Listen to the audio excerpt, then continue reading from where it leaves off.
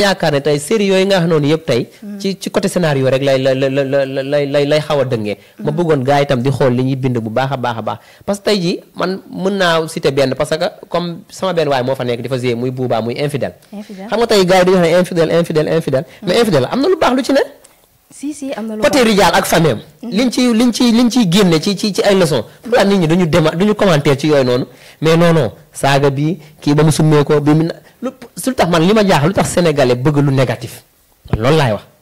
mais booy xool lañ fa wax rek loolu lañu jugé parce que infidèle gis nga temps yii amul na buzz nit ñi gàddu woon nañ ko ki nga xamante ne nii. loolu la ñu sonal buzz. mu nekk baat boo xamante ni baat bu gàtt bu toj dëkk bi. xale jigéen ñi buzz la ñuy wër bu série demee tey ba jaral nit ki muy wane ay cëram. est-ce que loolu c'est normal. loolu moom laa la c'est pas normal. c'est pas authentique comme ni ngeen ko waxee nii xam authentique production. nekkul lu authentique loo xam ne suñu culture la. ay summeeku ay fóonante ay dugg ci biir mbaaj di def yenn yi. loolu du suñu culture. gis nga nit am na loo xam ne sax bu dee ay milliards lañ la tegal waru la koo jaral.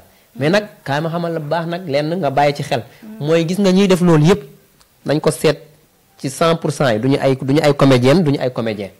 comédien dëgg wala ngay comédien jàng formation jàng théâtre jàng ko bu baax a baax. am na rôle yoo xam bu ñu la ko joxee non nit yabeewu la noonu sa bëgg la ko jox.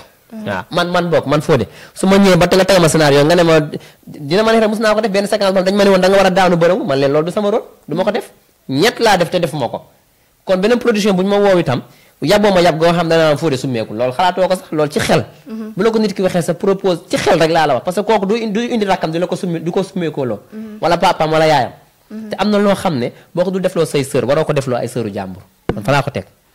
est-ce que ñi nga xamante ni tamit ñoo yore maison de production yi amuñu ci part de responsabilité. bu baax ñu yor maison de production yi. bu baax a baax parce que gis nga xaalis bi. xaalis bi la gars yi di focaliser ba.